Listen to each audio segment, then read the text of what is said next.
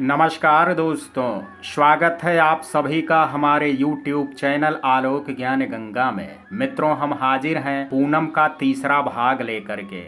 अगर आपने इस कहानी के पहले भागों को अभी तक आपने नहीं सुना है तो डिस्क्रिप्शन में मैंने उसका लिंक दे दिया है। इस भाग को सुनने से पहले कहानी को पूरा समझने के लिए इसके पहले के भागों को अवश्य सुने। तो चलिए मित्रों, देर ना करते हुए कहानी को शुरू करते हैं। कभी कभी सोचती हूँ ये यादें कभी खत्म क्यों नहीं होती। यादें सिर्फ आती हैं, जाती क्यों नहीं। अगर यादें चली जाए तब इंसान चैन से जी लेगा। यादें अच्छी हों तब भी आंखें रोती हैं, बुरी हों तब भी आंखें रोती हैं। मुझे धूप में बैठना बहुत अच्छा लग रहा था। शरीर में गर्मी आ रही थी, दिल कर रहा था चारपाई पर लेट जाऊं, मगर नहीं लेट सकती थी क्योंकि पिछली तरफ खेत थे और वहां लोग काम कर रहे थे, इसलिए बैठी रही। थोड़ी देर बाद मुझे ही विवेक की आवाज़ आई। मैं उठी और 3 गिलास में पानी ले करके चली गई। पानी दे करके मैं अपनी सास के कमरे में चली गई और पूछा कि मम्मी जी खाना लगा दूं। उन्होंने हाँ बोला और कहा कि बाहर बरामदे में धूप है, वहीं खा लेंगे। ये सुन करके मैं किचन में आ गई। थोड़ी देर बाद रीना भी आ गई। वो बर्तन रखने में मदद करने लगी। हमने सारा खाना और बर्तन बरामदे में रख दिया। मेरी सास ने सारा खाना जमीन पर लगवाया था। रीना ने दरी बिछा दी थी। हम सब नीचे बैठ गए और मेरी सास प्लेट में चावल डाल करके दे रही थी। चावल बहुत स्वादिष्ट बने थे। सभी ने कहा कि बहुत अच्छे मटर वाले चावल बने हैं। मैं मुस्कुरा दी और चुपचाप खाती रही। खाना खा करके मैंने और रीना ने बर्तन किचन में रखे और फिर मैंने बर्तन साफ किए और फिर किचन में साफ करके बाहर आ गई। बाथरूम में फ्रेश हुई और मुंह हाथ धो करके थोड़ी देर बाहर चारपाई पर बैठ गई। सच्ची ना, नवंबर महीने में धूप में बैठना बहुत अच्छा लग रहा था। मैं थोड़ी देर धूप में बैठी तो मुझे नींद आने लगी थी। मैं उठ करके अपने कमरे की तरफ चली गई। मैं कमरे में आई तो वो बेड पर लेटा हुआ था और गहरी नींद में सोया हुआ था। मैं धीरे से कंबल ले करके बेड पर लेट गई। मुझे अब उससे बहुत डर लगने लगा था। मेरी यादें फिर मेरे दिमाग पर हावी होने लगी थी। मैं अपने सारे परिवार की लाडली थी। दूसरे मैं शरारती नहीं थी। मेरी बस एक कमजोरी थी कि मैं अगर किसी से प्रेम करती हूँ तो ये चाहती थी कि वो सिर्फ मुझसे स्नेह करे, किसी और से नहीं। और इस बात का असर अब भी मुझ पर है। मुझ पर कभी किसी ने हाथ नहीं उठाया था, मगर एक बार डैडी जी ने मुझे तमाचा मारा था। उन दिनों मैं अमृतसर में रहती थी और शायद पहली या दूसरी कक्षा में पढ़ती थी। डैडी जी जंगलाल के ठेकेदार थे। उन दिनों अमृतसर के एक MLA थे। मुझे पूरा नाम अच्छे से याद नहीं है, शायद श्री रघुनंदन भाटिया। उनको कोयला देते थे। उनकी फैक्ट्री अमृतसर रेलवे स्टेशन के पास में। डैडी जी अपना काम कर रहे थे और मैं बार बार उनके पास से निकल रही थी। मेरे बार बार ऐसे भाग करके जाने से वो डिस्टर्ब हो रहे थे क्योंकि वो लिखने का काम कर रहे थे। असल में मैं बाहर आंगन में खेल रही थी और अंदर से खिलौने ले करके जा रही थी। डैडी जी ने मुझे 1-2 बार मना भी किया, मगर मैं रुकी नहीं। वो कुछ जरूरी कागज पर लिख रहे थे। डैडी जी ने मुझे एकदम से पकड़ा और मुझे जोर से एक तमाचा मार दिया। वो तमाचा इतनी जोर से था कि मेरा गाल लाल हो गया था। गोरी तो मैं थी ही। डैडी जी के हाथ की 5 उंगलियां मेरे गाल पर छप गई। मेरा गाल सुन्न पड़ गया था। मुझे बहुत दर्द हुआ और मैंने जोर जोर से रोना शुरू कर दिया। इन दिनों मुझे ये पता नहीं था कि डैडी जी मेरे जन्मदाता हैं। अपनी मौसी और मामा जी की तरह मैं भी डैडी जी को जीजा जी बोलती थी। मैं बस एक ही बात बोले जा रही थी कि जीजा जी ने मुझे मारा। मैं पापा जी, नाना जी को बोल दूंगी। जब पापा जी घर आए तो मैंने सबसे पहले उन्हें ये बात बताई कि जीजा जी ने मुझे मारा और रोए जा रही थी। पापा जी ने बहुत गुस्सा किया कि आज तक मैंने किसी को इसे डांटने नहीं दिया, कुछ बोलने नहीं दिया और आपने इसे तमाचा ही मार दिया। देखो, लाल कर दिया इसका गाल, उंगलियां छप गई हैं गाल पर। पापा जी ने मुझे अपने पास बुलाया और बोला कि बच्चा रो मत। मैंने डांट दिया उनको। पापा जी ने मुझे बच्चा ही बोलते थे, मेरा नाम बहुत कम लेते थे। सच कहूँ डैडी जी को भी मुझे मारने के बाद बहुत पछतावा हो रहा था। उन्होंने मुझे अपने पास बुलाया मगर मैं नहीं गई।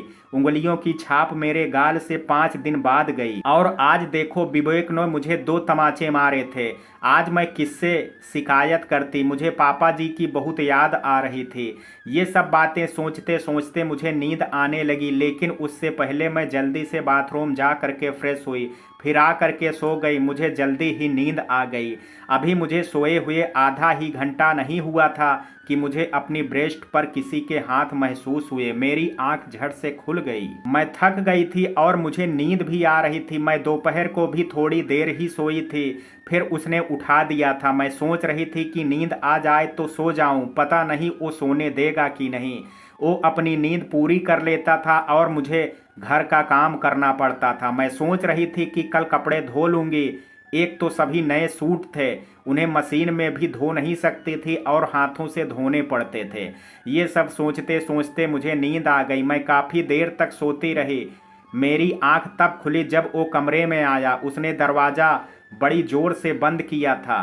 मैं उठ करके बैठ गई। उसने मेरी तरफ देखा और बोला कि तू सोई नहीं, सो जा महारानी जो तू है। वो मेरे पास आया और उसने बड़ी जोर से मेरा मुंह पकड़ा और बोला कि पता नहीं क्या देख करके तुझसे शादी की। मैं तो उसकी बातें सुन करके हैरान थी। फिर वो बोला कि मैंने सोचा ठेकेदार की बेटी है तो कुछ कैश भी देंगे, मगर क्या दिया, ये लकड़ पत्थर मैंने क्या करने हैं। और मेरे मुंह को जोर से झटका दे करके छोड़ दिया। मैं अपनी किस्मत पर रो रही थी कि मेरे साथ ऐसा क्यों हुआ।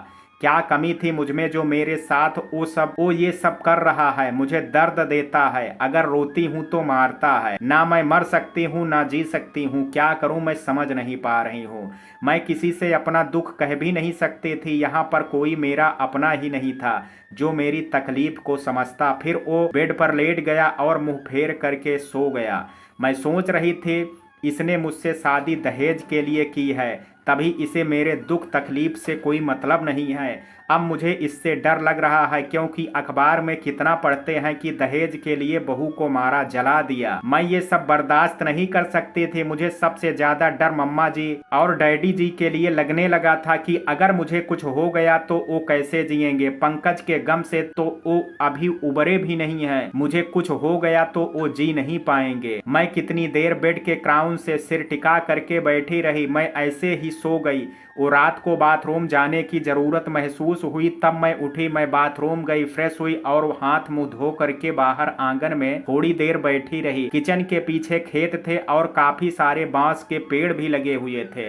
मैं बाहर बैठी थी कि दरवाजा खुलने की आवाज सुनाई दी। मैं डर गई कि कहीं वो तो नहीं आया। मैं बाथरूम की साइड आ गई। मैंने देखा कि विवेक का छोटा भाई वहां आया है। वो पहले मुझे देख करके हैरान हुआ, फिर उसने मुझे पूछा कि भाभी आप यहाँ क्या कर रहे हो। मैंने जवाब दिया कि भैया बाथरूम आई थी, फिर मैं अपने कमरे में आ गई। मैं बेड पर बैठ गई और सोचने लगी कि आज ये अपना असली चेहरा सामने ले आया है। इसको सिर्फ पैसा चाहिए था, इसने शादी भी पैसे के लिए ही की थी। ये बोलता है मुझे लकड़ पत्थर नहीं चाहिए था, तो फिर ये डैडी जी के दिए बेड पर क्यों सोया है। उनकी दी रजाई क्यों ओढ़ रखी है। दिल कर रहा था उसे उठाऊं और पूछ लूं, मगर मन महसूस करके रह गई। मैंने घड़ी में समय देखा, 1 बजने वाला था। मैं करवट लेकर के लेट गई। थोड़ी देर बाद ही मुझे नींद आ गई। मैं बड़ी गहरी नींद में सोई। सुबह 5 बजे आंख फिर से वही रूटीन। बाथरूम में फ्रेश होकर के नहाई, आज कपड़े भी धोए, फिर नहा करके अपनी सास वगैरह को चाय दी और नाश्ता तैयार कर दिया। ऐसे ही काम करते करते लंच की तैयारी की। अपने कपड़े उठा करके अंदर ले गई और तह लगा करके अलमारी में रखे। फिर सभी को लंच दिया। बर्तन साफ करने अपने कमरे में लेट गई। थोड़ी देर बाद नींद आ गई। मैं काफी देर सोई रही। जब मेरी आंख खुली तो 5 बजने वाले थे। मैंने दुपट्टा लिया और बाथरूम में फ्रेश होने चली गई। हाथ मुंह धो करके चाय बनाई और अपनी सास के कमरे में चली गई। जब मैं चाय लेकर के गई तो मैंने देखा कि विवेक अपनी मम्मी जी के कमरे में सोया हुआ है। मैंने अपनी सास को चाय दी तो उन्होंने विवेक को भी उठा दिया। मेरी सास ने आज मुझे मेरी चाय लाने को भी बोला। मैंने जवाब दिया कि मम्मी जी मैं किचन में ही पी लूंगी। उन्होंने बोला कि जाओ जा करके ले आओ। मैं किचन में गई और चाय गर्म करने लगी। मैं विवेक के सामने चाय नहीं पीना चाहती थी, अब पता नहीं क्यों, पर मैं उसके सामने असहज हो रही थी। मैं चाय लेकर के आ गई और वहीं रखी चेयर पर बैठ करके पीने लगी। चाय पी करके मेरी सास ने मुझे बोला कि कल हम दोनों माँ बेटी चली जाएंगे। उनकी ये बात सुन करके अच्छा नहीं लग रहा था। जैसा भी था, उनके यहाँ होने से घर में रौनक तो थी। रीना भी मेरी मदद कर देती थी। मैंने पूछा कि मम्मी जी, आपका जाना जरूरी है? तो वो बोली कि जरूरी नहीं होता तो नहीं जाती। मैं चुप हो गई। फिर मेरी सास अपनी पैकिंग करने लगी और मैं सब्जी बनाने के लिए किचन में आ गई। सब्जी गैस पर पकने को रखी और उतनी देर में आटा गूंथा। मैंने चाय के बर्तन भी साफ कर लिए। सब्जी बन गई तो मैं अपनी सास के कमरे में चली गई। मैंने उनसे बोला कि मम्मी जी, आपकी कोई मदद कर दूं? मगर उन्होंने मना कर दिया कि तकरीबन सारी पैकिंग हो ही गई है। मैंने पूछा कि मम्मी जी, सुबह ब्रेकफास्ट में क्या बनाऊं और कल आपके लिए लंच में क्या पैक करूं? तब वो बोली कि ऐसा करना, सुबह नाश्ते में जो सब्जी बनाओ वो थोड़ी ज़्यादा बना लेना। वो सब्जी ही हम लंच के लिए ले जाएंगे और साथ में सादे पराठे बना देना। मैंने हाँ जी कहा और बोला कि मम्मी जी, अब मैं चपाती बना लेती हूँ। फिर मैं किचन में आ करके चपाती बनाने लगी। थोड़ी देर में रीना आई और उसने सभी को खाना दिया। फिर हम दोनों ने भी डिनर किया। बाद में मैं बर्तन साफ करके और किचन साफ करके बाथरूम में फ्रेश होने चली गई। मेरा दिल कर रहा था कि मैं थोड़ी देर बाहर घूम लूं, मगर कोई आ जाता है, इसलिए सोचा कमरे में चली जाती हूं। वैसे भी रात को बांसों की ठंडी हवा चलती थी जो हड्डियों से गुजर जाती थी, इसलिए मैं कमरे में आ गई। अभी तक वो कमरे में नहीं आया था। मैंने दरवाजे की सिटकनी लगाई और जल्दी से सूट बदल लिया। मैं जो दिन में सूट पहनती थी वो थोड़े हैवी और कढ़ाई वाले होते थे। उन सूटों को पहन करके सोया नहीं जाता था, इसलिए मम्मी जी ने 5-6 सूट सिंपल भी दिए थे। मम्मी जी को सिलाई आती है तो मेरे लिए सारे सूट वही सिलते थे, बस लाइनिंग वाले सूटों को छोड़ करके। मैंने सूट पहन करके सिटकनी खोल दी और रजाई ले करके लेट गई। मैं सोचने लगी कि अभी तो सभी घर पर हैं, तो ये मुझे खुल करके कुछ भी नहीं कह रहा है, मगर जब सभी चले जाएंगे तो ये मेरे साथ पता नहीं क्या करेगा। ये सोच करके मुझे डर लगने लगा। मेरी आंखों में आंसू आ गए और रोते रोते ही मैं सो गई। मुझे उसका कमरे में आने का पता भी नहीं चला। मैं बहुत गहरी नींद में सोई थी, पर शायद उसे मेरा चैन से सोना भी पसंद नहीं था। उसे मुझे तंग करने में मज़ा आता था, ये मैं महसूस किया था। मुझे उसके आने का तब पता चला जब उसने मुझे ज़ोर से काटा। मेरी नींद में भी चीख निकल गई, इतनी ज़ोर से काटा था। मैंने नींद में ही उसे धक्का मारा और उठ करके बैठ गई। मुझे बहुत गुस्सा आ रहा था, दिल कर रहा था मैं भाग जाऊं यहाँ से, पर हाय मेरी किस्मत, पैदल कितनी दूर जाऊंगी, वो भी इतनी रात को। मेरा धक्का मारने से उसे बहुत गुस्सा आ रहा था। उसने मुझे गुस्से में देखा और बोला कि तेरी हिम्मत कैसे हुई मुझे धक्का मारने की? मैंने कहा कि नींद में मारा, आपने मुझे इतनी ज़ोर से क्यों काटा? तो उसकी बात सुन करके मैं रो पड़ी। वो बोला कि बड़ी गहरी नींद सोई थी, किस यार के सपने देख रही थे। मुझे उसकी बात सुन करके बहुत दुख हुआ, क्योंकि मेरे साथ ऐसी बात कभी किसी ने नहीं की थी। मैंने कहा कि आप ऐसा क्यों बोल रहे हो? मैंने ऐसा कोई सपना नहीं देखा। मैं थक गई थी तो गहरी नींद में सो गई थी। मेरी ये बात सुन करके वो बोला कि तू थक क्यों गई थी? इतना काम तो किया नहीं तूने। हम कौन सा तेरे से खेतों का काम करवाते, और अगर तू काम करती है तो रीना भी तो तेरी मदद करती है। मैंने कहा कि मैंने ऐसा कब कहा? थकावट थी तो सो गई। अब इसमें मेरी क्या गलती है कि मुझे नींद आ गई? मेरी ये बात सुन करके उसने मुझे पकड़ा और मेरे मुंह पर एक तमाचा और मार दिया और बोला कि जुबान लड़ाती है। मुझे वो औरतें बिल्कुल पसंद नहीं जो आदमी को जवाब दें। मुझे समझ नहीं आ रहा था कि मैंने क्या गलती की है। मेरी आंखों में फिर से आंसू आ गए। मुझे रोता देख करके वो बोला कि अपने ये ड्रामे मेरे सामने मत करना, मुझे कोई फर्क नहीं पड़ता तेरे रोने से। इतना तो मुझे भी समझ आ गया था कि उसे मेरे जीने मरने से कोई मतलब नहीं था, उसे सिर्फ पैसा चाहिए था। फिर वो मेरे पास आया और बोला कि तू ज़्यादा बोलती है ना, देखना आज तेरा मैं वो हाल करूँगा कि फिर कभी मुझसे बहस करने की हिम्मत नहीं करेगी। उसने मुझे पीछे को धक्का मारा, मेरा सिर बड़ी ज़ोर से बेड से टकराया, मेरे मुंह से हाय मम्मी जी निकल गया। ये सुन करके वो बोला कि अपनी माँ को याद कर रही है। वो नहीं आने वाली। मुझे उसकी ये बातें बहुत रुला रही थी। उसकी यह बातें सुन करके मेरा दिल टूट गया था। मेरे को क्या कम बोलता था तो मम्मी जी तक पहुंच गया। मम्मी जी उससे कितना स्नेह करती हैं, क्योंकि वो उनकी प्यारी बेटी का पति जो था।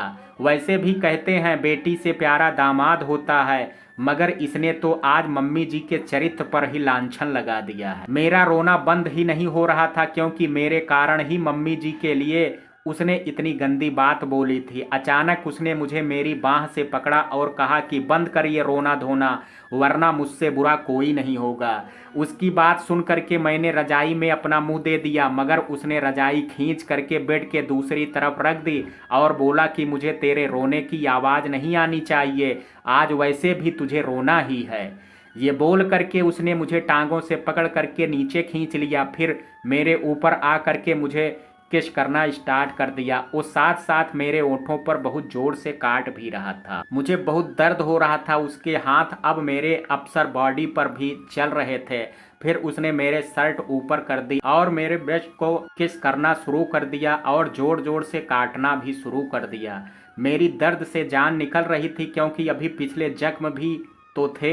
मुझे ऐसे लग रहा था जैसे मेरे ब्रेस्ट से खून निकाल दिया हो। मैं बहुत तकलीफ में थी और फिर मुझसे रहा नहीं गया और मैं रोती रोती बोल पड़ी कि प्लीज़ मुझे छोड़ दो, मुझे दर्द हो रहा है। मगर मेरी बात को सुन करके वो बोला कि क्या हुआ, तुझे बहुत शौक है ना जवाब देने का, अभी तो कुछ नहीं किया है, अभी क्या करूँगा ये देखना। उसकी ये बात सुन करके मैं बहुत डर गई थी। मैं कितनी देर तक ऐसे ही लेटी रही और रोती रही। कैसा इंसान है ये, ऐसा तो कोई जानवर भी नहीं करता। वो भी अपनी पार्टनर का दर्द समझते हैं, इसे तो मेरे दर्द का एहसास तक नहीं है, ये तो मुझे खुद दर्द दे रहा है। काफ़ी देर ऐसे ही लेटने के बाद मैं उठी और अपने कपड़े पहने। फिर मैं तौलिया ले करके बाथरूम की तरफ चली गई। सच कहूँ आज मुझे खुद से नफरत हो रही थी कि ऊपर वाले ने मुझे लड़की क्यों बनाया। काश मैं पैदा ही नहीं होती तो आज मुझे ये तकलीफ़ नहीं सहनी पड़ती। मैं बहुत मुश्किल से बाथरूम में पहुंची, क्योंकि मुझे बहुत दर्द हो रहा था। पूरा शरीर पके हुए फोड़े की तरह लग रहा था। मैंने बाथरूम का दरवाज़ा बंद किया और नल चला दिया। फिर अपना तौलिया ले करके मुंह पर रखा और ज़ोर ज़ोर से फूट के रो पड़ी। मैं कम से कम आधा घंटा तक रोई, तब जा कर के मन कुछ हल्का हुआ। फिर मैंने अपने कपड़े निकाले और अपना शरीर देखा। मेरे ब्रेस्ट पर जख्म का ही निशान था। मैंने उन पर हाथ रखा और हाथ रखते ही दर्द की एक लहर उठी। मेरी दोबारा हिम्मत नहीं हुई उन्हें छूने की। मेरा दिल नहाने का कर रहा था, मगर पानी बहुत ठंडा था, इसलिए बस मैंने हाथ मुंह धोया और खुद को अच्छे से साफ किया। फिर मैंने कपड़े पहने और बाहर आ गई। मैं थोड़ी देर वहीं खड़ी रही और सोचती रही, क्या ये मेरी किस्मत है, तो कितनी बदकिस्मत हूँ मैं।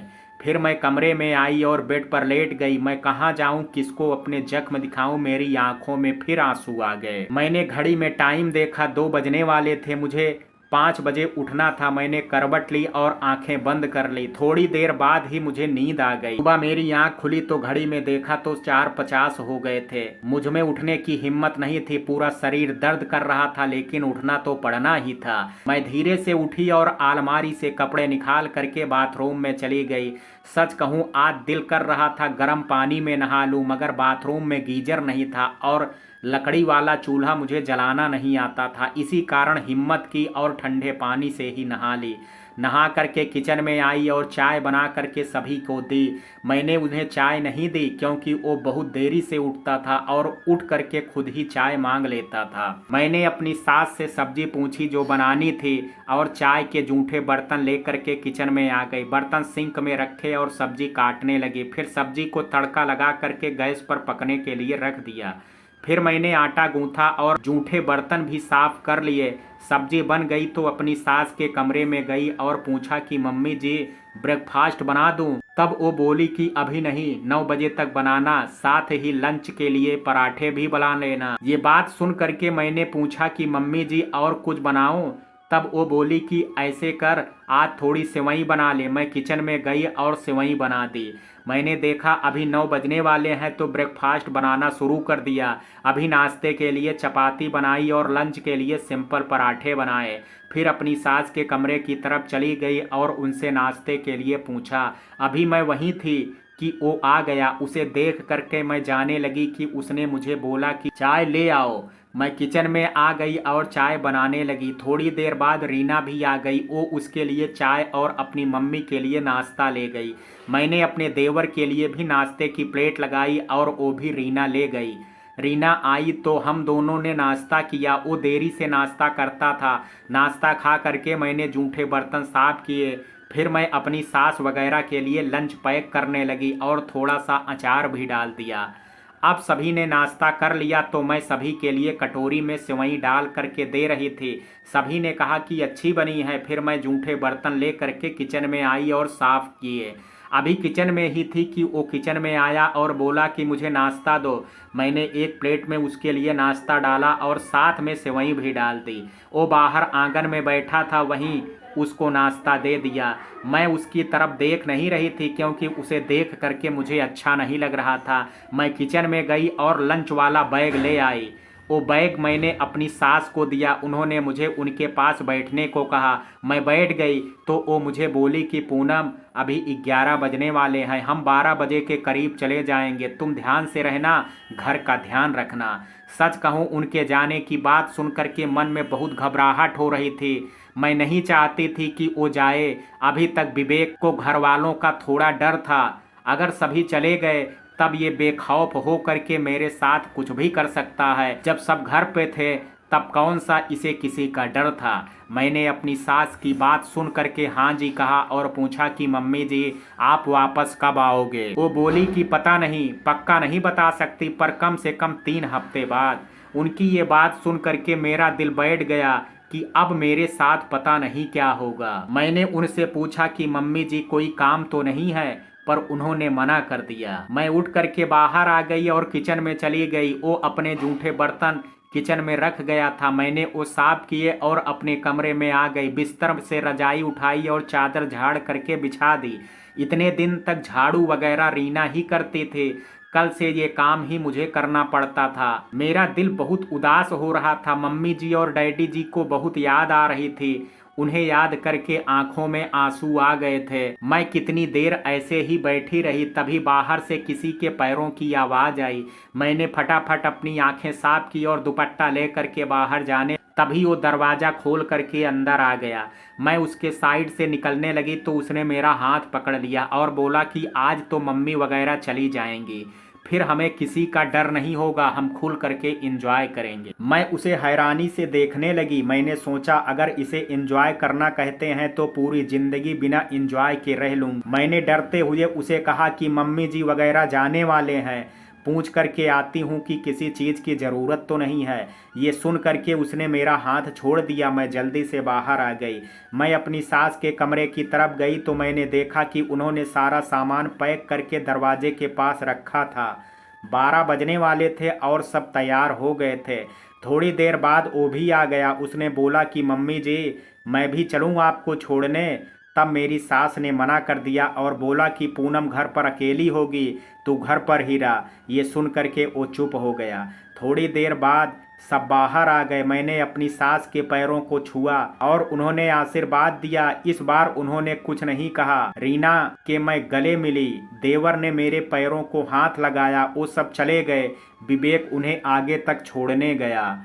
मैं किचन में आई और दोपहर के खाने की तैयारी करने लगी। मैंने किचन में आकर के गैस पर दाल कुकर में डाल करके उबलने को रखा और तड़का तैयार करने लगी। मैंने एक तरफ कढ़ाई में तड़का लगा दिया। अपनी उतनी देर में दाल भी पक गई थी। मैंने दाल में तड़का डाल दिया। मैंने देखा कि अभी 1 बजने को टाइम था, इसलिए मैं कमरे में गई और बेड पर लेट गई। आज मैं खुद को बहुत थका हुआ महसूस कर रही थी। कुछ जख्मों की तकलीफ और कुछ काम की थकावट, पूरा शरीर दुख रहा था। मैं अब कम से कम 1 घंटा सोना चाहती थी ताकि मेरे शरीर को थोड़ा आराम आ जाए। मैंने करवट ली और आंखें बंद करके लेट गई। पर वही ना, मेरी किस्मत इतनी अच्छी थोड़े ही है जो मुझे चैन से सोने दे। मुझे अभी नींद आने ही लगी थी कि मेरे कानों में किसी की आवाज़ पड़ी। कोई मेरा नाम लेकर के पुकार रहा था। मैं फटाफट उठी और दुपट्टा लेकर के बाहर आई। मैंने देखा कि एक औरत आई है। मैंने उनके पैरों को छुआ और उन्हें अंदर सोफे पर बैठाया, उनको पानी दिया। अभी किचन में गिलास रखने गई ही थी कि वो आ गया। मैं उसके लिए भी एक गिलास में पानी ले आई, उसे पानी दिया तो वो बोला कि क्या तुमने इनके पैर को हाथ लगाया है? मैंने जवाब दिया कि हाँ जी। ये सुन करके वो बोला कि ये हमारे ताई जी हैं, यहीं पास ही इनका घर है। मैंने ताई जी को मुस्कुरा करके देखा। मैंने बोला ताई जी, मैं आपके लिए और इनके लिए चाय बना करके लाती हूँ। मैं किचन में चाय बनाने चली गई, फिर चाय के साथ बिस्किट रखे और ले करके चली गई। मैंने चाय ताई जी को दी और उसे भी दी। ताई जी को बिस्किट दिए, उसे दिए तो उसने मना कर दिया। ताई जी ने मुझसे पूछा कि बेटा आपकी चाय कहाँ है? मैंने बोला कि ताई जी मैं बहुत कम चाय पीती हूँ, आप पियो। फिर ताई जी मुझसे मेरे मायके का हाल चाल पूछने लगी। थोड़ी देर बैठ करके फिर वो चले गए। विवेक भी उनके साथ चला गया। मैं चाय के जूठे बर्तन ले करके किचन में आ गई। मैंने देखा कि लंच का समय होने वाला है तो मैंने गैस पर चावल पकने को रख दिए। मैंने उसकी आवाज़ सुनी। मैंने जल्दी से चाय के बर्तन साफ करने शुरू कर दिए। उतनी देर में चावल भी पक गए। मैंने एक प्लेट में चावल और कटोरी में दाल डाली, साथ ही गिलास में पानी डाला और उसे लंच देने चली गई। वो बाहर ही बैठा था। मैंने जब उसे लंच दिया तो उसने मुझसे कहा कि तेरा खाना कहाँ है? मैंने जवाब दिया कि मैं किचन में ही खाना खा लूँगी। इसके बाद उसने कुछ नहीं पूछा। मैं साइड पर रखी चेयर पर बैठ गई। मैंने देखा उसकी प्लेट में थोड़े से चावल बचे हैं तो मैं किचन से एक प्लेट में चावल और कटोरी में दाल ले आई। उसने थोड़े से लिए दाल और चावल, बाकी चावल ले करके मैं किचन में आ गई। मैं सोचने लगी कि मैं कैसी हूँ, इसने मेरे साथ कितना बुरा किया और मैं इसको कैसे खाना खिला रहा। पर ये मेरे संस्कार थे जो मैं अपने मम्मी जी और डैडी जी से ले करके आई। मेरे मम्मी जी आज भी ऐसी ही हैं। कोई रात के 12 बजे भी घर पर आ जाए तो उसे भूखे पेट सोने नहीं देती। मैं उन्हें बचपन से देखती आई हूँ। मुझे पहले बहुत गुस्सा आता था जब कोई अनचाहा मेहमान आता था और मम्मी जी को खाना बनाना पड़ता था। डैडी जी ठेकेदार थे तो हमारे घर में कोई ना कोई चला आता था।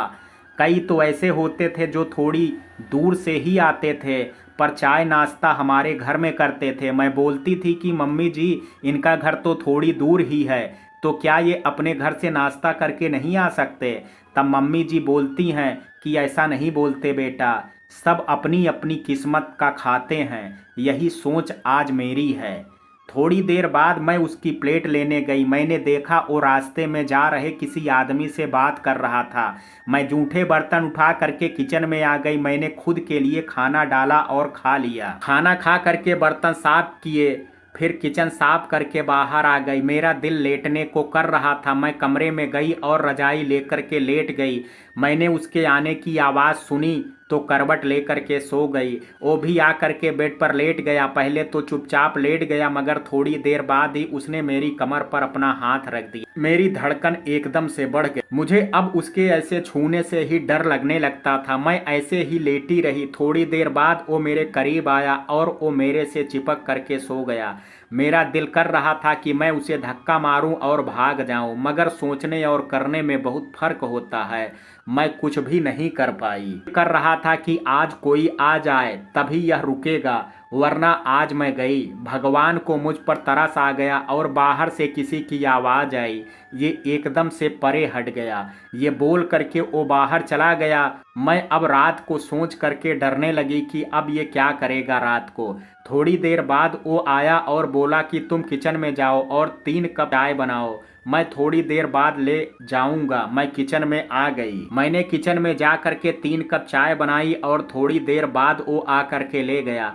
पानी उसने पहले ही दे दिया था। मैंने सोचा चलो इसको इतनी समझ तो है कि बहू बेटियों को सभी के सामने नहीं लाना चाहिए। थोड़ी देर बाद वो चाय के बर्तन दे गया। मैंने जूठे बर्तन साफ किए और कमरे में आ गई।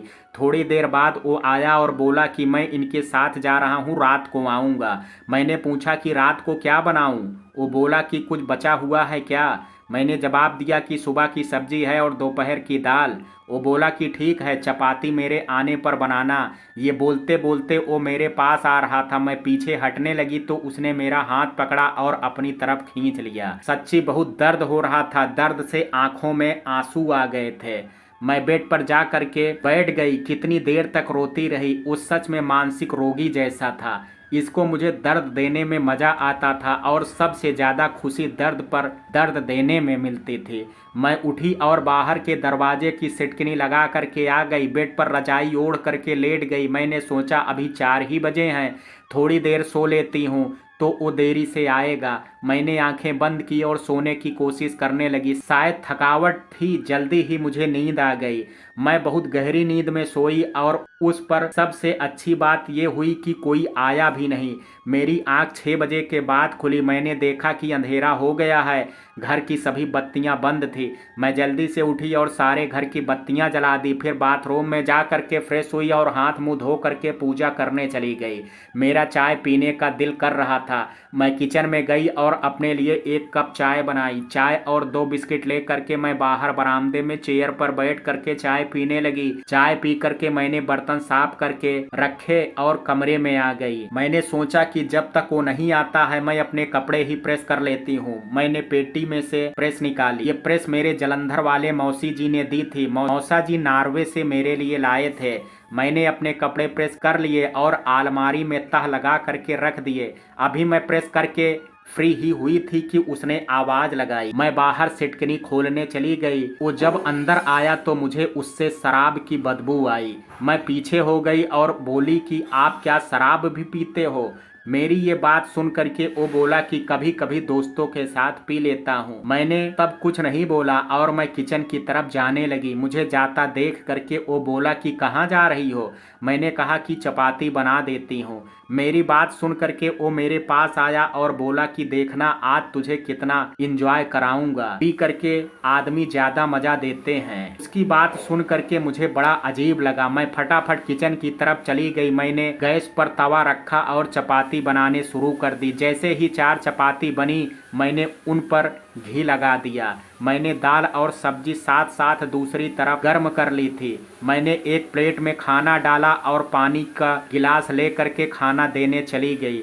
मैंने एक और चपाती बनाई और उसे साथ साथ देती रही। उसने 10 चपाती खाई। आटा भी थोड़ा सा था, वो भी सुबह का बचा हुआ था। मेरे लिए एक ही चपाती बची। मैं उसके जूठे बर्तन उठा लाई। वो टेलीविजन देख रहा था। दोपहर के 1 कटोरी चावल बचे थे। मैंने उन्हें दाल में ही मिक्स किया और खा लिया। थोड़ी सी सब्जी बची थी, उसके साथ चपाती खा ली। फिर मैंने बर्तन साफ किए। वो टेलीविजन ही देखता रहा। मैंने किचन साफ किया और बाहर आकर के चारपाई पर लेट गई। मेरा अंदर कमरे में जाने का दिल नहीं कर रहा था। मैं थोड़ी देर वहीं बैठी रही। मुझे कमरे में तो जाना ही पड़ना था, मरती क्या न करती। मैं जाने से पहले बाथरूम में फ्रेश हुई और मुंह हाथ धो करके कमरे की तरफ चली गई। वो अभी ड्राइंग रूम में बैठ करके टीवी ही देख रहा था। मैंने दरवाजे की सिटकनी लगाई और कपड़े बदल करके दरवाजे की सिटकनी खोली। मैं रजाई लेकर के बेड पर लेट गई। मैं सोचने लगी कि आज जिंदगी में पहली बार मैं भूखी रही। मैं बचपन से सब्जी बहुत खाती थी, चपाती चाहे 1 खाती थी, पर सब्जी बहुत ज़्यादा लेती थी। जब मेरा रिश्ता हुआ था तो कॉलेज की छुट्टियों में मैं घर आई थी। एक दिन रात को खाना खा रही थी तो डैडी जी बोले कि तू इतनी सब्जी खाती है, अगर ससुराल में थोड़े सब्जी मिले तो क्या तू खाना नहीं खाएगी? डैडी जी की ये बातें सुन करके मैंने रोना शुरू कर दिया। मैंने कहा डैडी जी आप ऐसा क्यों बोल रहे हो? क्या आपने मेरा रिश्ता ऐसे घर में किया है जहां मुझे सब्जी ही नहीं मिलेगी? अगर ऐसा है तो मुझे शादी ही नहीं करनी है। ऐसा बोल करके मैं जोर जोर से रोने लगी। डैडी जी मेरे पास आए और बोले कि चुप कर जा बेटा, मैं मजाक कर रहा था। मेरे रोने से मम्मी जी की भी आंखों में आंसू आ गए थे। मैं बड़ी मुश्किल से चुप हुई थी। मम्मी जी ने डैडी जी पर बहुत गुस्सा किया था कि आपने पूनम को क्यों रुलाया। मैं एकदम से बोल उठी कि मम्मी जी डैडी जी को गुस्सा मत करो। मम्मी जी बोले कि मैं तेरे लिए बोल रही हूँ और तू अपने डैडी जी के लिए। दोनों बाप बेटी एक जैसे हो। मैं और डैडी जी ये सुन करके हंस पड़े। आज ये सारी बातें याद आ रही थी मुझे ये सोचते सोचते ही नींद आने लगी। मैं सीधी हो करके लेट गई। अभी लेटी ही थी कि वो भी आ गया। अलमारी से अपने कपड़े निकालने लगा।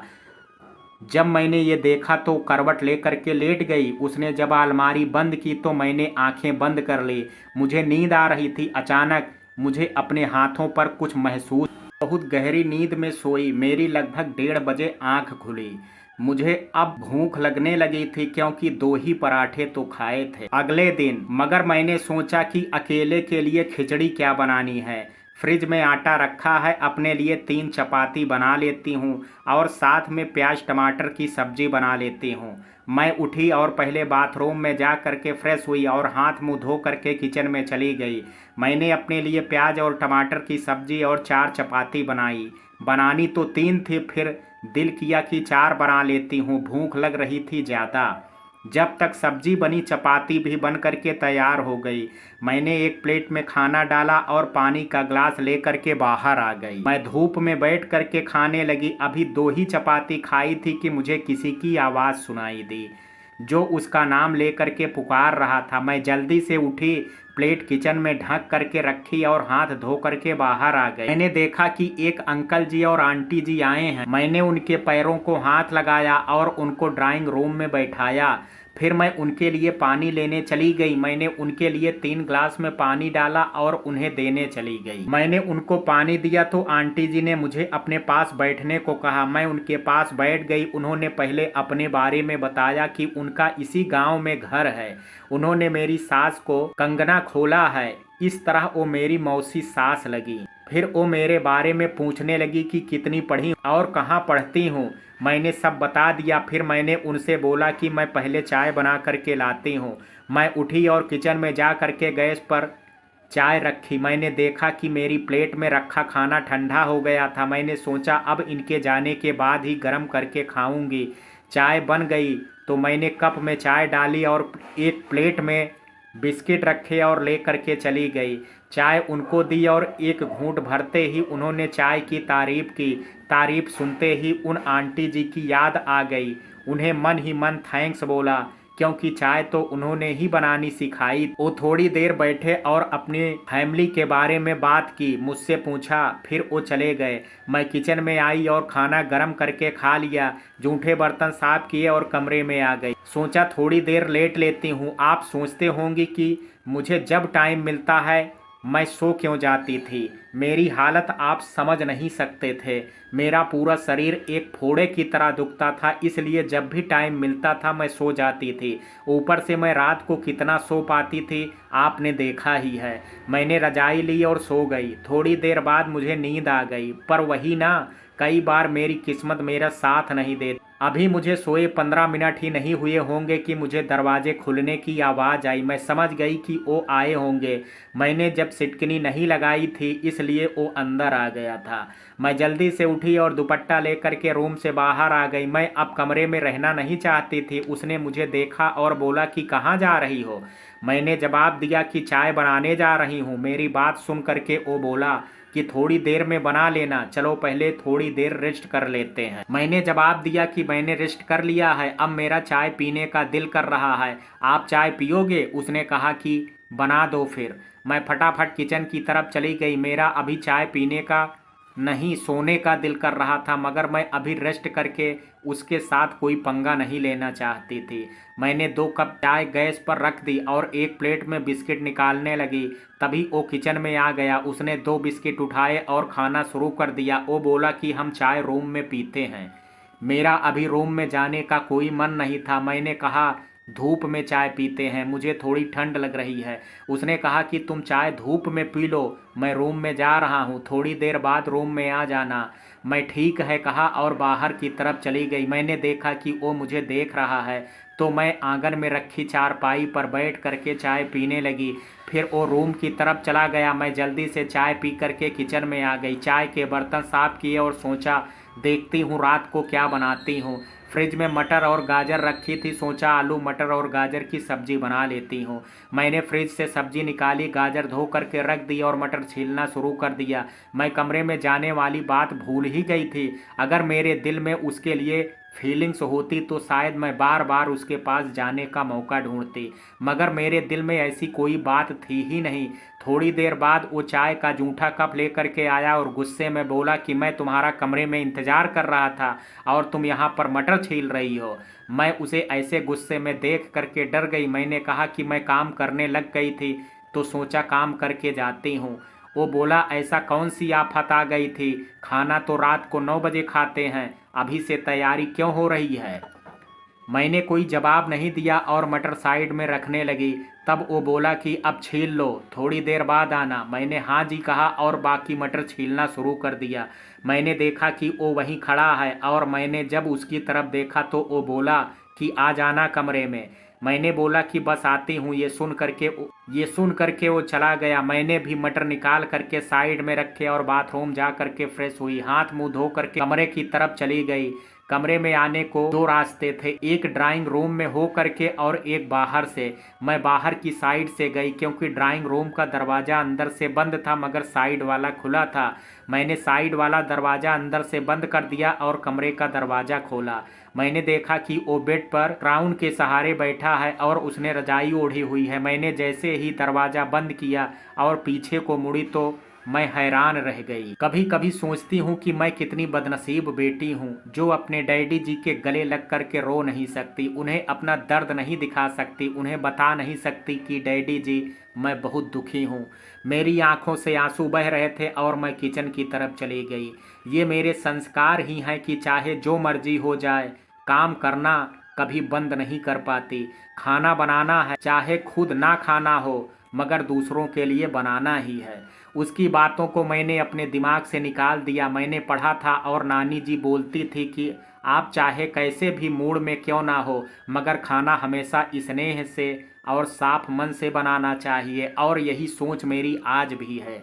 मेरी आदत है कि मैं खाना बनाते समय भजन लगाती हूँ, इससे प्रभु का नाम हमारे कानों में जाता है और मन को प्रफुल्लित कर देता है, मगर वहाँ ऐसा कुछ नहीं था। इसलिए मैं अपने मन में ही ऊपर वाले का ध्यान करती रहती हूँ। मैंने जल्दी से तड़का तैयार किया और आलू मटर की सब्जी बना दी। गूंथा हुआ आटा फ्रिज में था। मैंने जूठे बर्तन साफ किए और चाय बना ली। अभी चाय के कप ट्रे में रखे ही थे कि किचन में वो आ गया। मैं तो उसे देख करके सहम ही गई, पर वो नॉर्मल लग रहा था। वो बोला कि चाय तो तूने बना दी है, चल बाहर धूप में बैठ करके पीते हैं। मैं उसकी बात सुन करके हैरान, कैसे एकदम से बदल जाता है। थोड़ी देर पहले इतनी घटिया बातें कर रहा था और अब देखो कितने प्यार से बोल रहा है। मैंने बिस्किट प्लेट में रखे और चाय लेकर के बाहर चली गई। हम बरामदे में चेयर पर बैठ गए और मैंने ट्रे और बिस्किट टेबल पर रख दिए। मैं चुपचाप चाय पी रही थी। सच कहूँ, मुझे चाय पीना पसंद नहीं था, दूध पीना चाहती थी मगर मजबूरी थी कि पी नहीं पाती थी। एक तो मैं कोई भी चीज़ थोड़ी नहीं खा सकती थी, मैं दूध भी फौजी मग में पीती थी। अब यहाँ 1 लीटर दूध आता था, अगर आधा लीटर मैं ही पी जाती तो बचना क्या था। इसलिए चाय से ही गुजारा कर लेती थी। तो अमृतसर के बारे में जानते हैं उनको पता होगा कि अमृतसर में दूध दही की कोई कमी नहीं है, जितना मर्जी लो। मेरे ननिहाल में रोज का 10 लीटर दूध आता था क्योंकि उनका कुलचे का भट्ठा था। वहाँ कई लोग काम करते थे तो चाय बनती थी। साथ ही घर वालों को नानी जी सुबह शाम दूध के बड़े बड़े गिलास दे देते थे। मैं ये सब बहुत मिस कर रही थी। चाय खत्म हुई तो मैं जूठे बर्तन ले करके किचन में गई। तब तक सब्जी भी तैयार हो गई थी। मैंने कुकर बंद किया और बर्तन साफ कर दिए। थोड़ी देर बाद वो आया और बोला कि मैं पास के घर में जा रहा हूँ, ऐसा करना तू 12 चपाती बना करके रख लेना, मैं 8 बजे तक आ जाऊँगा। मैंने हाँ जी कहा। वो चला गया। मैंने सोचा पहले पूजा कर लेती हूँ फिर चपाती बना दूंगी। मैंने हाथ मुंह धोया और पूजा करने चली गई। पूजा करके मैंने सारे घर की लाइट जला दी। अभी 7 बजे ही थे। मैंने चपाती बनाई और हॉट केस में रख दिए। सलाद काट करके प्लेट से ढक करके रख दिए। अभी बर्तन निकाल ही रही थी कि फ़ोन की आवाज़ सुनाई दी। मैं भागी भागी गई और फ़ोन उठाया। मेरे ससुर का फ़ोन था। मैंने उन्हें पैरी पहना कहा और उन्होंने मेरा हाल पूछा और उसके बारे में पूछने लगे। मैंने बता दिया कि वो यहीं पास के घर में गए हैं, 8 बजे तक आ जाएंगे। मेरी बात सुन करके मेरे ससुर जी बहुत गुस्सा किए और बोले कि वो दिन में भी बाहर गया था और अब भी उसे इतनी समझ नहीं है क्या, जवान लड़की को अकेला छोड़ करके चला गया है। मैं कुछ नहीं बोल पाई। उन्होंने फिर थोड़ी देर मुझसे बात की और फ़ोन रख दिया। मैं किचन में गई और खाने के लिए बर्तन निकाल करके रख दिए। 8 बज गए थे पर वो अभी तक नहीं आया था। मैं ड्राइंग रूम में आ गई और उसका इंतज़ार करने लगी। मुझे नींद आने लगी थी और सोफे पर बैठ करके ठंड भी लग रही थी। तभी देखा गेट खुलने की आवाज़ आई। 9 बजने वाले थे। वो ड्राइंग रूम का दरवाज़ा खोल करके अंदर आया। मैं उठ गई और बोला कि चलो पहले खाना खा लेते हैं। उसने मुझे देखा और बोला कि चलो। मैं जाने लगी और जब उसकी साइड से निकली तो मुझे शराब की बदबू आई। मैंने उसे देखा तो वो मुस्कुराया। मैंने उसे मुस्कुराते देखा तो डर गई क्योंकि उसकी मुस्कान बहुत अजीब सी थी। मैं फटाफट किचन की तरफ चली गई। थोड़ी देर बाद वो भी किचन में आ गया। मैंने उसे देख करके कहा कि आप चलो मैं खाना ले आती हूँ। तब वो बोला कि कोई बात नहीं, मैं भी तेरी मदद कर देता हूँ, मैं पानी और सलाद ले चलता हूँ। मैंने तब कुछ नहीं कहा और उसने पानी से भरा हुआ जग, 2 गिलास और सलाद की प्लेट उठाई और चला गया। मैंने भी 2 कटोरी में सब्जी डाली, 2 प्लेट ली और हॉट केस ले करके डाइनिंग रूम की तरफ चली गई। इतने दिनों में आज पहली बार डाइनिंग टेबल पर बैठ करके खाना खाने जा रही। मैंने प्लेट और बाकी सामान टेबल पर रखा और चेयर खींच करके बैठ गई। मैंने अभी खाना शुरू ही किया था कि तब तक उसने 4-5 चपाती खा ली थी। मैंने 2 ही चपाती खानी थी। मैंने वो अपनी प्लेट में रख ली थी। उसने 10 चपाती खाई थी। खाना खाने के बाद मैंने जूठे बर्तन उठाए और किचन में चली गई। बर्तन साफ करके और किचन साफ करके बाथरूम में फ्रेश होने चली गई। फ्रेश होकर के हाथ मुंह धो करके कमरे में चली गई। मैं काफ़ी देर तक बाहर धूप में बैठी रही। वो अभी तक उठा नहीं था। मैं भी यही चाह रही थी कि वो अभी ना उठे और सोया रहे। उसकी नींद मेरे लिए वरदान थी। मुझे उतनी देर धूप में बैठना मिल जाता जितनी देर सोया रहता। मैं सोचने लगी कि औरत की क्या ज़िंदगी है, मरती भी होगी तब भी उसे काम करना पड़ता है। अब मुझे ही देख लो, इतने दर्द में हूँ फिर भी घर के काम करने पड़ रहे हैं और वो मज़े से सो रहा है। सच्ची कहूँ तो मुझे ऐसा लग रहा था कि मेरे साथ और बुरा होने वाला है।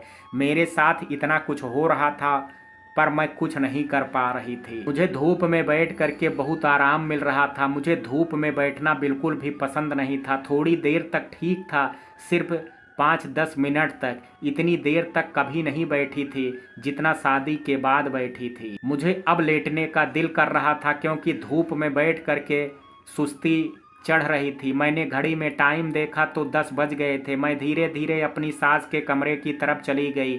बेड पर रजाई और कंबल दोनों रखे हुए थे। मैंने कंबल लिया और लेट गई। मैंने दरवाजे को बंद नहीं किया ताकि अगर वो उठे तो मुझे पता चल जाए। मुझे सुस्ती तो पड़ी ही थी। थोड़ी देर बाद ही नींद आ गई। मेरी एकदम से आँख खुली तो टाइम देखा 11:26 हुए थे। मैं उठी, कंबल को तह किया और बाहर आ गई। बाथरूम जा करके फ्रेश हुई और हाथ मुंह धो करके किचन में आ गई। उसके देरी से उठने से सारे काम देरी से हो रहे थे। मैंने सोचा उसके लिए प्लेन पराठे बना देती हूँ और हॉट केस में रख दूंगी। मैंने उसके लिए 8 पराठे बना करके रख दिए और फिर दोपहर के लिए चने की दाल भिगो करके रख दी। अगर दाल को भिगो लो तो वो अच्छी बनती है। मैं अब रसोई में ही बैठ गई। लगभग 12 बजे मुझे उसके आने की आवाज़ सुनाई दी। मैं किचन में चली गई। वो अपने बाथरूम गया और फिर किचन की तरफ आ गया। वो किचन के अंदर आ गया। उसने मुझे देखा। मैं चौकी पर बैठ गई थी। मुझे देख करके वो बोला कि मुझे नाश्ता दो और साथ में चाय भी बना दो। मैं धीरे से उठी तो वो मेरे करीब आया और बोला कि क्या हुआ, बड़ी सुस्त सी लग रही हो, लगता है थोड़ी दर्द है। कोई बात नहीं, वो कसर भी पूरी कर दूंगा। उसकी ऐसी बात सुन करके मेरा पूरा शरीर ही कांप गया। अभी मुझसे खड़े होने की हिम्मत नहीं थी और ये पता नहीं और क्या करने की सोच रहा है। मैं फटाफट चाय बनाने लगी और साथ में सब्जी भी गर्म करने लगी। तभी मैंने देखा कि वो मेरे करीब आ रहा है। मैं साइड हो गई और उससे पूछा कि क्या कुछ चाहिए, तो वो बोला कि मुझे तू चाहिए। मैंने कहा कि मैं इधर ही हूँ। चाय उबलने वाली थी इसलिए मेरा ध्यान चाय पर चला गया। मैं सीधी खड़ी थी कि वो मेरे पीछे खड़ा हो गया। उसके ऐसे खड़े होने पर मैंने फटाफट कहा कि चाय बन गई है। आप बाहर चारपाई पर बैठो और मैं नाश्ता लाती हूँ। मैं प्लेट लेने के लिए साइड होने लगी। मैंने जल्दी से प्लेट लगाई और उसे खाना दिया। मैंने उसे 2 पराठे दिए और फिर हॉट केस ही उसके पास रख दिया। वो सारे पराठे खा गया। मैंने उसकी प्लेट उठाई और साफ करने लगी। फिर वो अंदर आया और बोला कि तेरे पास आधा घंटा है, तूने जो काम करना है कर लो, उसके बाद चुपचाप कमरे में आ जाना। यह कह करके वो चला गया। उसकी ये बातें सुन करके मेरी टांगें ही कांप गई थी। अब ये मुझे इतनी जल्दी क्यों बुला रहा है? मैंने इस सोच को विराम दिया और फटाफट तड़का तैयार किया और चावल भी भिगो दिए। मैंने तड़का लगा करके कुकर में चावल पकने को रख दिए थे। ये सब काम करते हुए मुझे 1 घंटे का लगभग होने को आया था, पर मेरा ध्यान सिर्फ काम पर था। दाल चावल बना करके मैंने किचन साफ किए और मैं बाहर आ गई। मैं बाथरूम जा करके फ्रेश हुई और हाथ मुंह धो करके बाहर आ गई। सच कहूँ उस टाइम ऐसे लग रहा था कि मेरे कदम मेरा साथ नहीं दे रहे हैं और मेरी टांगों में जान ही नहीं है। मैं धीरे से ड्राइंग रूम की तरफ जाने लगी। मैंने जैसे ही ड्राइंग रूम का दरवाज़ा खोला तो मैंने देखा वो वहीं सोफे पर बैठा हुआ है। मुझे देख करके वो उठा और मेरी बाँह पकड़ करके बोला कि क्या कर रही थी इतनी देर तक? मैं कितनी देर से तेरा इंतज़ार कर रहा था। मैंने कहा कि खाना तैयार करने में टाइम लग गया। उसने मुझे बाँह से खींचा क्योंकि मैं दरवाजे में खड़ी थी और फटाफट दरवाजे की सिटकनी लगा दी। उसने मुझे बाँह से खींचा और कमरे की तरफ ले गया। मैं उसके साथ खींचती चली गई। मुझे क्यों लग रहा था आज बहुत बुरा होने वाला था मेरे साथ। मुझे कमरे में ला करके उसने मुझे धक्का दिया और साथ ही एक तमाचा मार दिया और बोला कि तूने आज मेरी बात नहीं मानी ना, आज तेरी सेवा करता हूँ। और उस साइड वाला दरवाजा खोल करके बाहर चला गया। मैं बुरी तरह से डर रही थी कि अब ये बाहर क्या करने गया है। थोड़ी देर बाद वो दरवाजे को बंद करके कमरे में आ गया। उसने कमरे का दरवाजा भी बंद किया। अब वो मेरी तरफ मुड़ा तो उसका एक हाथ पिछली तरफ था। वो मेरी तरफ ही आ रहा था और बोलने लगा कि आज तूने मेरी बात नहीं मानी और देर से आई। मैं तेरा इंतजार कर रहा था क्योंकि मुझे तेरी जरूरत महसूस हो रही थी। अब ऐसी देरी के लिए तुझे माफी नहीं सजा मिलेगी। ये कहते ही उसने पीठ पीछे छुपा हाथ आगे कर दिया। मैंने देखा उसके हाथ में बांस का एक बहुत मोटा डंडा था। उस डंडे को देख करके मेरी रूह कांप गई क्योंकि मुझे कुछ अंदाजा हो गया कि वो अब क्या करेगा। आज समझ आया कि जब किसी लड़की को दहेज के लिए जलाया जाता है तो उसे कितनी तकलीफ होती होगी। वो कितनी रोती होगी, चिल्लाती होगी, मगर उसे सुनने वाला कोई नहीं होता। किसी को उस समय उसकी तकलीफ का एहसास नहीं होता होगा। मेरे हाथ तो थोड़े से ही जले थे, तब मैं इतना तड़प रही थी। उन लड़कियों के तो पूरे शरीर पर जलने की तकलीफ होती है। मैं रोए जा रही थी और पानी में अपने हाथ को ठंडा भी कर रही थी ताकि थोड़ी तो जलन शांत हो जाए। तभी कुकर ने 2 सीटी बजा दी। चावल पक गए थे। वो मेरी तरफ आया और कहा कि ज़्यादा नखरे मत करो, इधर आ और मुझे खाना दे। मैंने कहा कि मैं कैसे दूं, मेरे हाथों में बहुत जलन हो रही है। मेरे ये बोलते ही उसने मेरा हाथ पकड़ा और जोर से मसल दिया। मैं तड़प उठी। मैंने उससे अपना हाथ छुड़ाया और फूंक मारने लगी। सच्ची बहुत जलन हो रही थी और दर्द भी। मेरे तो आंसू ही नहीं रुक रहे थे। उसने मेरी तरफ देखा और बोला कि अब भी ड्रामे करेगी क्या? लगता है और तरीके से तुझे समझाना पड़ेगा। मैंने उसकी बात सुनी तो कुकर उठाने चली गई। मुझे बहुत दर्द हो रहा था। मैंने फिर भी बड़ी मुश्किल से उसके लिए प्लेट में खाना डाला और उसे दिया। उसने तकरीबन सारे चावल खा लिए। मेरे लिए एक कटोरी से भी कम चावल बचे। खाना खा करके वो बाहर चला गया। मैंने वो चावल और दाल प्लेट में डाले और खा लिए। दाल थोड़ी ज़्यादा बची थी तो मैंने सारी दाल खा ली। अब सबसे बड़ी मुश्किल थी कि मैं बर्तन कैसे साफ करूं। मेरे हाथ जले हुए थे तो उन पर तो साबुन भी जलन करता। मैंने देखा कि अलमारी में पॉलीथीन के लिफाफे रखे थे। मैंने एक लिफाफा उठाया और अपने हाथ पर लपेट लिया और दूसरा हाथ ऐसे ही रहने दिया ताकि मैं बर्तन को अच्छे से पकड़ सकूं। मैंने बर्तन साफ करने शुरू कर दिए। पहले तो बहुत तकलीफ हुई, उसके बाद आदत पड़ गई। मैंने धीरे धीरे सारे बर्तन साफ कर लिए। उसके बाद किचन साफ किया और फ्रेश होकर के कमरे में चली गई। मैंने देखा कि वो कमरे में झाड़ू लगा रहा था। उसने सारा कचरा एक कोने में इकट्ठा कर दिया था। उस कचरे में सिर्फ मेरे बाल और लकड़ी के टुकड़े थे। मैंने धीरे धीरे वो कचरा एक लिफाफे में डाला और बाहर कचरे की बाल्टी में डाल दिया। हाथ मुंह धो करके अंदर कमरे में आई। मैंने देखा वो ड्राइंग रूम में बैठ करके टीवी देख रहा था। मैं ड्राइंग रूम में लगी घड़ी की तरफ देखा, 5 बजने वाले थे। मैं कमरे में आ गई। अब सबसे मुश्किल काम मेरे लिए था अपने बालों को कंघी करना, क्योंकि मेरे बाल बहुत उलझे हुए थे और सिर में दर्द भी बहुत हो रहा था। डंडा लेकर के उसने बड़ी जोर से मारा था। मैं ड्रेसिंग टेबल के सामने बैठ गई और कंघी करने लगी। मुझसे कंघी नहीं हो रही थी। एक तो बाल बहुत उलझे हुए थे, दूसरा मेरे हाथों में बहुत दर्द हो रहा था। मैंने ऊपर ऊपर से कंघी की और धीरे धीरे बालों की चोटी बना ली। मैंने नीचे देखा तो मेरे कितने बाल जमीन पर गिरे हुए थे और कंघी में भी बाल का गुच्छा था। मैं अब सोना चाहती थी, मगर मुझे पता था कि मुझे सोने नहीं मिलेगा। मैं धीरे धीरे पुराने घर की तरफ गई और हाथ धो करके पूजा करने चली गई, क्योंकि अंधेरा होने वाला था। मैं अभी पूजा करने ही लगी थी कि फोन बज उठा। मुझे लगा कि पक्का डैडी जी का फोन होगा। मैंने पूजा की और सारी लाइटें भी जला दी। मैं जब कमरे में आई तो वो बोला कि तेरे बाप का फोन था, बोल रहा था कि हमें आगे तक लेने आ जाना टार्च वगैरह ले करके, पर मैं नहीं जाने वाला। मैंने कुछ नहीं बोला और चुपचाप कमरे में आ गई। मैं बेड पर बैठ गई और सोचने लगी कि बाहर कितना अंधेरा हो गया है। डैडी जी तो फिर भी मैनेज कर लेंगे, पर मौसियों को बहुत मुश्किल होगा। मैं कुछ नहीं कर पा रही थी, सिर्फ उनका इंतजार करने के सिवा। मुझे ये भी पता नहीं था कि वो खाना खा करके आएंगे या इधर खाएंगे। वो मेरे पास आ रहे थे और मैं उनकी सेवा भी कर नहीं पाऊंगी। मुझे बहुत बुरा लग रहा था। सबसे ज्यादा टेंशन मुझे इस बात की थी कि जब वो मुझे इस हाल में देखेंगे तो उन पर क्या बीतेगा। उनको बहुत दुख होगा। मैं कितनी मजबूर थी, कुछ भी नहीं कर पा रही। मेरी आंखों से आंसू बहने लगे थे। मैं अब क्या करूं समझ में नहीं आ रहा था। थोड़ी देर बाद वो कमरे में आया और बोला कि रोना बंद कर, वो पता नहीं कब तक आएंगे। मुझे भूख लग रही है, ऐसा कर मूंग की दाल की खिचड़ी बना ले। तेरा हाल ऐसा नहीं है कि तू आटा गूंथ सके। वैसे भी तेरे इन जले हुए हाथों की रोटी कौन खाएगा, इतने गंदे लग रहे हैं तेरे हाथ। मैं उसे हैरानी से देखने लगी कि मेरे हाथ ऐसे तो नहीं थे, उसने ही तो जलाए हैं। पर मुझे पता था उसे कोई फर्क नहीं पड़ेगा, इसलिए बोलने का कोई फायदा नहीं था। मैं धीरे धीरे उठी और किचन में चली गई। मैं पॉलीथीन के लिफाफे में बांधे और खिचड़ी बनाने लगी। सबसे मुश्किल काम था चूल्हा जलाना। वो जलाया, पर धुएं से मेरी आंखें जल रही थी, आंखों में आंसू आ जाते थे। मैंने सारा मसाला डाल करके खिचड़ी पकने के लिए चूल्हे पर रख दी। 2 सीटी बजने पर मैंने कुकर नीचे उतार दिया।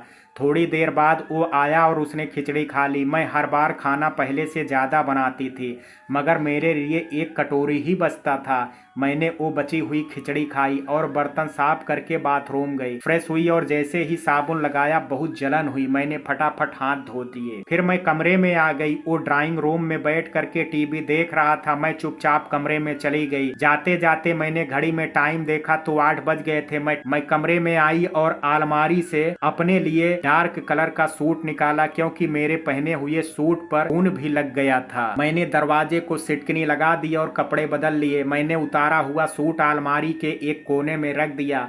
मुझे आज भी याद है जो सूट मैंने पहना था वो डार्क नेवी ब्लू कलर का बहुत प्यारा सूट था। मेरे सारे सूट मम्मी जी ने एक से बढ़ करके एक खरीदे थे और सभी अलग अलग रंग के थे। मैं बेड पर रजाई ओढ़ करके बैठ, क्योंकि इतने गद्दे बेड पर बिछा दिए थे।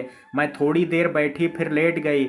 मुझे बहुत दर्द हो रहा था, इसलिए नींद भी नहीं आ रही थी। अभी मुझे लेटे आधा घंटा ही नहीं हुआ था कि गेट खटखटाने की आवाज आई।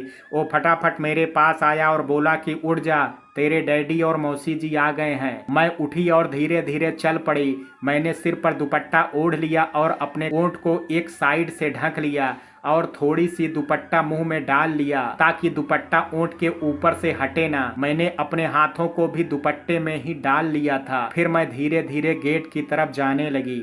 मैं धीरे धीरे गेट की तरफ जा रही थी। मुझे बहुत रोना आ रहा था। मैंने बड़ी मुश्किल से अपने आंसू रोके हुए थे। वो तो पहले ही गेट के पास पहुंच गया था। उसने जब तक गेट खोला मैं भी उधर पहुंच गई। गेट के पास थोड़ा अंधेरा था। मैं साइड में खड़ी हो गई। उसने सभी के पैरों को हाथ लगाया। मैं भी उनके पास चली गई। उन्होंने पहले इतना ध्यान नहीं दिया, पर जब मैं जर्मनी वाले मौसी से मिली तब उन्होंने बोला कि तूने सिर क्यों ढका हुआ है, इधर कौन सा तेरे ससुराल से कोई है। फिर अचानक उन्होंने मेरा दुपट्टा हटा दिया और मेरा चेहरा देख करके सभी घबरा गए। मौसी जी ने पूछा कि तेरे चेहरे को क्या हुआ है, ये चोट कैसे लगी। मैंने कहा कि दीदी मैं सीढ़ियों से गिर गई थी। फिर जब हम लाइट में आए तब उन्होंने मेरे हाथ देखे जो मैं बार बार दुपट्टे से ढक रही थी। मैंने कहा कि मेरे हाथों पर चाय गिर गई थी। मेरे जर्मनी वाले मौसी बोली कि तू पहले भी चाय बनाती थी, सीढ़ियों पर भी चढ़ती थी, तब तो तुझे कुछ नहीं हुआ, अब कुछ ही दिनों में तुझे इतनी चोट कैसे लग गई। मैंने कहा कि दीदी पता नहीं बार बार गिर जाती हूँ। डैडी जी मुझे देख करके बहुत भावुक हो गए थे। उन्होंने मुझे अपने गले से लगाया और बोला कि अपना ध्यान रखा कर, देख कितनी चोट लगी है। डैडी जी की बात सुन करके मैं रो पड़ी। डैडी जी मुझे चुप करवाते रहे। थोड़ी देर बाद जब मैं शांत हुई तो मैंने खाने का पूछा तो उन्होंने मना कर दिया कि हम खा करके आए हैं, सिर्फ चाय पीनी है। फिर जब मैं किचन की तरफ जाने लगी तो मेरी दोनों मौसी मेरे साथ ही आ गई। वे बोली कि तू रहने दे, चाय हम बनाते हैं। मैंने उनको बोला कि दीदी गैस खत्म हो गई है, चूल्हे पर चाय बनानी पड़ेगी। ये सुन करके वो मुझे देखने लगी और पूछा कि तुझे तो चूल्हा जलाना आता नहीं, तो तूने खाना इस पर बनाया है क्या। मैंने कहा कि हाँ जी। अभी हम बात कर ही रहे थे कि वो भी किचन में आ गया। उसने मेरी तरफ देखा और मेरी मौसी को बोला कि चूल्हा मैंने जलाया था, तब इसने खाना बना दिया था। उसकी बात सुन करके कोई कुछ नहीं बोला। जर्मनी वाले मौसी जी ने चूल्हा जलाया और चाय बनाई। आप सोच रहे होंगे कि वो जर्मनी में रह करके भी चूल्हा कैसे जला लेती थी। वो ये था कि उनके ससुराल हिमाचल में है और हिमाचल में सर्दियों में आग सेंकने के लिए चूल्हा जरूर जलाते हैं, इसी कारण उनको चूल्हा जलाना आता है। चाय बन गई तो मौसी जी ने चाय की कप ट्रे में रखे और कमरे की तरफ चल पड़े। हम सब भी उनके साथ ही थे। उन्होंने सबसे पहले डैडी को और ड्राइवर अंकल को चाय दी, फिर हम सब ने पी। चाय पी करके मैं बर्तन उठाने लगी तो मौसी जी मना कर दी कि तू मत उठा, हम उठा लेंगे और सुबह साफ कर लेंगे और अभी सब आराम करते हैं। डैडी जी और ड्राइवर अंकल को पुराने घर में सुलाया और बाकी हम सब नए घर में सोए। मैं और मौसी के साथ ही बात करते रहे। मैं उनके साथ रजाई में ही बैठी थी। थोड़ी देर बाद वो अपने कमरे में जाने लगा तो मुझे भी बोला कि चल। तब मौसी जी बोली कि इसे थोड़ी देर हमारे पास रहने दो, कितने दिनों बाद मिली है, थोड़ी देर बाद आ जाएगी। ये सुन करके वो मुझे देखता हुआ चला गया। मौसी जी मुझसे बातें करने लगी और पूछने लगी कि मैं खुश हूँ ना। मैंने हाँ जी बोला। थोड़ी देर बाद जब मैं उठने लगी तो मौसी जी बोली कि पूनम क्या तुझे मासिक धर्म आया है। मैंने सोचा कि वो ऐसा क्यों पूछ रही हैं। तभी मेरा ध्यान उनकी सलवार की तरफ गया। उन्होंने हल्के रंग का सूट पहना था और उस पर काफ़ी जगह खून लगा था। मैंने जी कहा और कमरे में आ गई। मैंने कपड़े लिए और वॉशरूम की तरफ चली गई। मैं फ्रेश हो करके और कपड़े बदल करके कमरे में आ गई। मैंने देखा वो अभी तक जाग रहा था। मैंने जैसे ही रजाई ली उसने मुझसे पूछा कि मौसी जी को कुछ बताया तो नहीं। मैंने जवाब दिया कि मैंने कुछ नहीं बताया और सो गई। मगर सच कहूँ उसने मेरी जिंदगी नरक से भी बदतर कर दी थी। मुझे इतनी तकलीफ हो रही थी, फिर भी उसने रात को मुझसे ज़बरदस्ती की और मुझे दर्द दे करके खुद सो गया। मेरे जख्म अभी कच्चे थे, उनसे खून निकल रहा था, मगर उसे कोई मतलब नहीं था। उसको मुझे तकलीफ़ दे करके मज़ा आता था। मैं कितनी देर रोती रही, फिर काफ़ी देर बाद नींद आई, तब मैं सोई। बाद में मुझे पता चला कि आधी रात को दोनों मासी जी डैडी जी के पास रोती हुई गई थी और उन्हें बोला कि जीजा जी हमारी पूनम ठीक नहीं है, उसके साथ पक्का कुछ गलत हो रहा है। हमने उससे पूछा भी मगर वो बता नहीं रही है। ये बात मुझे काफ़ी साल बाद मम्मी जी ने बताई थी। सुबह 6 बजे मेरी आंख खुली। मेरी उठने की हिम्मत नहीं हो रही थी, पूरा शरीर टूट रहा था, पर सोचा कि उठूंगी नहीं तो चाय और नाश्ता बनाने में देर हो जाएगी। मैं धीरे धीरे उठी और वॉशरूम जा करके फ्रेश हुई और चूल्हा जला करके चाय बनाने लगी। अभी चाय रखी ही थी कि डैडी जी किचन में आए और उन्होंने मुझे चूल्हे पर चाय बनाते हुए देखा। डैडी जी मुझे देख करके बोले कि पुत्र, तू चूल्हे पर चाय क्यों बना रही है, गैस पर बना। मैंने जवाब दिया कि डैडी जी गैस खत्म हो गई है और एक ही सिलेंडर है। डैडी जी मुझे देख करके बहुत भावुक हो रहे थे। उन्होंने मेरे सिर पर हाथ फेरा और पूछा कि तू खुश तो है ना, तुझे इतनी चोट कैसे लगी, अगर कोई भी बात है तो मुझे बता। मैंने कहा कि डैडी जी मैं बिल्कुल ठीक हूँ, ये सीढ़ियों से गिरने के कारण चोट लग गई है। तभी मैंने देखा कि जर्मनी वाले मौसी जी किचन में आ गई। उन्होंने मुझे बोला कि पूनम तू साइड हो जा, चाय मैं बनाती हूँ। मैंने मना भी किया पर वो नहीं मानी। मैं साइड हो गई।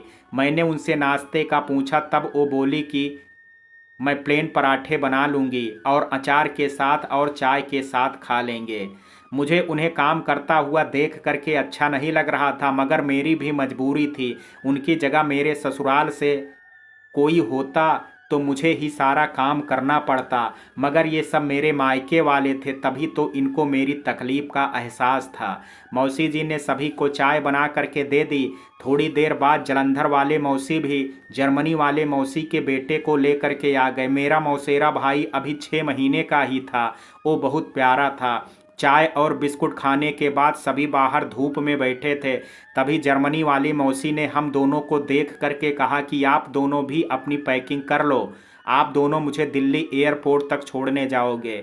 हम दोनों ये सुन करके हैरान हो गए। वो बोला कि मौसी जी ये कैसे हो सकता है, घर पर कोई नहीं है, हम आपके साथ कैसे जा सकते हैं। तब मौसी जी बोली कि यहाँ कोई नहीं है, तभी तो आप दोनों को लेकर के जा रही हूँ, अगर घर पर कोई होता तो नहीं लेकर के जाती। अचानक उन्होंने ऐसी बात कही कि मैं हैरान हो गई। उन्होंने बोला कि एक बात बताओ, आप दोनों जलंधर क्यों नहीं आए थे। मैंने पूछा क्यों दीदी, जलंधर में कुछ था। ये सुन करके मौसी जी मुझे हैरानी से देखने लगी और पूछा कि क्या मतलब, क्या तेरे को कुछ नहीं पता है। मैंने उन्हें हैरानी से देखा और पूछा कि दीदी मुझे कुछ नहीं पता है। फिर उन्होंने मुझे देखा और बोला कि विवेक जी आपको तो पता था ना। उसने हामी भरी। मुझे समझ नहीं आ रहा था कि वो किस बारे में बात कर रहे थे। मैंने फिर उनसे पूछा कि मुझे भी कोई बताए कि क्या बात है। तब जलंधर वाले मौसी ने बताया कि परसों हमारे घर में हम सब की ओर तेरे ससुराल पक्ष वालों की मिलनी थी। जो पंजाबी कल्चर वाले और हिमाचल के कल्चर के लोग होते हैं उन्हें मिलनी का पता होगा। मिलनी में मायके पक्ष के घर ससुराल पक्ष के लोग आते हैं। लड़की के घर वाले लड़के के घर वाले को कपड़े, मिठाई और क्षमता अनुसार शगुन और उपहार देते हैं। मौसी जी ने बताया कि हमने तेरे ससुराल वालों को बता दिया था और बोला था कि पूनम और विवेक जी को भी बुला लें, इसी बहाने तुझसे मिल लेंगे। मिलने वाले दिन जब सब आए तो तुम दोनों नहीं थे। तेरे ससुर जी ने बोला कि मैंने फ़ोन किया था और विवेक जी ने हामी भी भरी थी कि वो आएंगे, पर नहीं आए। मैं अब क्या बोलूं समझ नहीं आ रहा था। वो मुझे किस मुंह से ले करके जाता, मुझे इतना मारा जो था। तब जर्मनी वाले मौसी जी बोली कि मेरी परसों सुबह की फ़्लाइट है, तो मेरे पास इतना टाइम थोड़े था कि मैं यहाँ आती। वो कल शाम को तेरे मौसा जी से बात हुई तो उन्होंने तेरे बारे में पूछा कि पूनम कैसी है, खुश है ना, कैसी लग रही थी जब मिलने के दिन आई थी। तब मैंने बता दिया कि पूनम तो आई ही नहीं।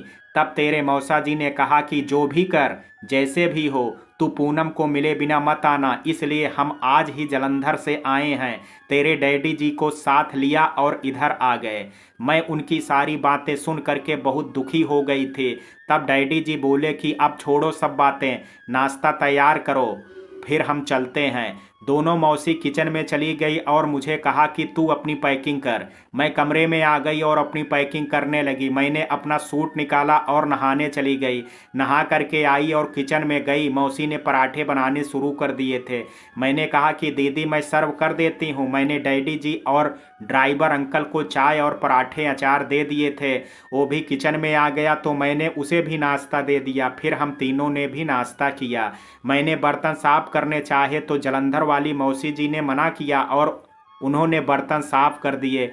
फिर सारा किचन समेट करके हम बाहर आ गए। जर्मनी वाली मौसी बोली कि चल पहले तुझे तैयार कर देते हूँ। उन्होंने बहुत मुश्किल से मेरी कंघी की। मेरी चोटी करने के बाद जब मैंने अपने निकले बाल को देखे तो मैं सदमे में चली गई। मैंने सारे बाल एक लिफाफे में डाल दिए और वो लिफाफा ड्रेसिंग टेबल के दराज में रख दिया। फिर उन्होंने मुझे बिंदी, लिपस्टिक और काजल भी लगा दिया।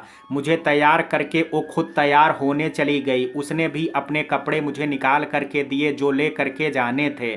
फिर उसने सारा सामान बाहर निकाला और बाकी सब भी सामान लेकर के बाहर आ गए। फिर उसने सारे घर में ताले लगाए और हम 10 बजे से निकल गए। रास्ते में डॉक्टर के एक क्लिनिक पर मुझे इंजेक्शन लगवाया गया और मेरे जख्म पर पट्टी करवाई गई। मेरे ओंठ पर 2 टांके लगे। ये जख्म और घाव ऐसे थे जिनके निशान मुझे वो तकलीफें भूलने ही नहीं देते। मित्रों, कहानी के इस भाग में आज इतना ही। शेष कहानी कल सुनेंगे भाग 4 में। कहानी का ये भाग आपको कैसा लगा, आप अपनी राय मुझे कमेंट बॉक्स में ज़रूर दीजिएगा। वीडियो पसंद आया हो तो वीडियो को लाइक, शेयर, अगर चैनल पर पहली बार विजिट कर रहे हैं तो कृपया चैनल को सब्सक्राइब करना ना भूलें। कल मिलते हैं कहानी के शेष भाग के साथ। तब तक के लिए जय हिंद, जय भारत।